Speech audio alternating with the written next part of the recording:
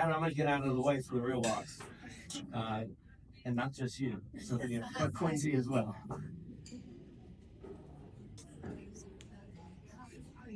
Hello. Thank you so much for giving me the opportunity to speak to you all. When I found out that I'd be speaking to a tournament of all women golfers, I was excited. But I have to admit, I don't know anything about golf. Neither do we. Nothing about research. And I think you and I have more in common than you may think. So, as many of you already know, golfing is considered to be a man's sport. But the fact that you are all here and you're excelling in this sport shows that you're breaking barriers. And me, well, I eat berries for breakfast. Another fascinating thing that I found out about golf is that a lot of times you rely on instinct. There are moments when you can't see the ball clearly in front of you or your target, but you trust in your swing, your stance, and the practice that you put in. That instinct and that trust in yourself is something that I can deeply relate to. So let me tell you a little bit about my journey.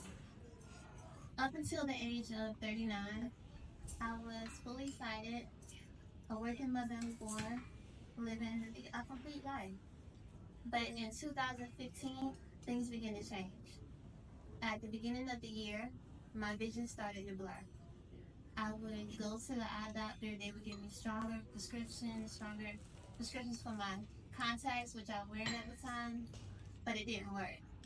And then in April of that same year, I woke up and my right eye had hemorrhaged. So from there, I had multiple surgeries for the rest of the year. And then by January of 2016, I was completely blind in both eyes. So can you imagine living your whole life fully sighted and then within less than a year, it goes dark? Well, that was my reality. I couldn't think of a future. Like, what was I going to do? So, unlike Ray Charles and Stevie Wonder, I can't sing. I couldn't have a future in entertainment. I didn't think I would work again, and that was until I started receiving services at Lighthouse Central Florida. So I started as a client, unsure of myself, but then I started receiving services. Um, but most importantly, I started learning how to trust in myself. Just like you do when you're on the course and you can't see every detail, but you know that you got this, that trust helped me rebuild my life. So I still was so unsure. I was questioning my worth, wondering, is there ever going to be anything more for me?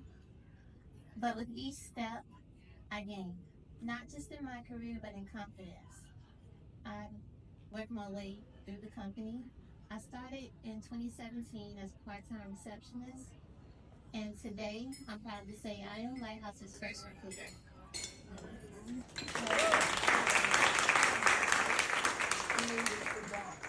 Lighthouse provided me with the tools, the hope, and the belief that I didn't need sight to shine. And now I went from questioning my worth to being determined to show everybody that there is life after blindness. So, with that being said, I may not know how to perfect my golf swing like you guys, but I do know how to share my vision for the future. So it's a vision where a future. I'm sorry, it's a future where blind and visually impaired people, they aren't defined by their disability, but they are empowered to live unapologetically. And that's what Lighthouse helps provide. As Martha told you, I started as a client, so I went through multiple phases of denial and anger. I think I stopped at anger. No, I'm gonna be famous. I stopped there. But going to Lighthouse, I tell people as soon as I went through the doors, it changed my life. You think you know how to use the computer, until you have to do it blind. And so they taught me all of that over again, and I was able to excel. So I want to thank everybody here for giving me the opportunity to speak, and I appreciate you. Thank you.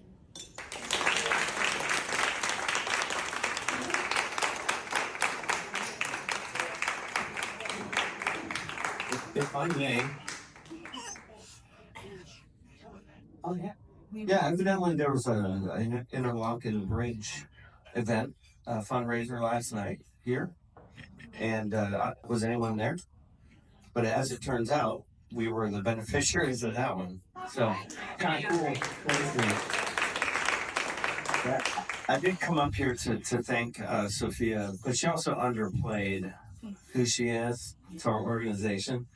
So you have to be very skilled at using your ears to navigate a computer.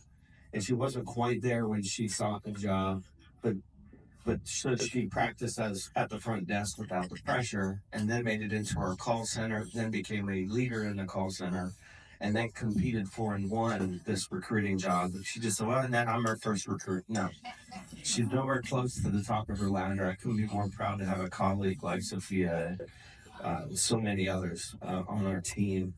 And so I just want to thank Sophia for being such a great representation of what's possible beyond flight.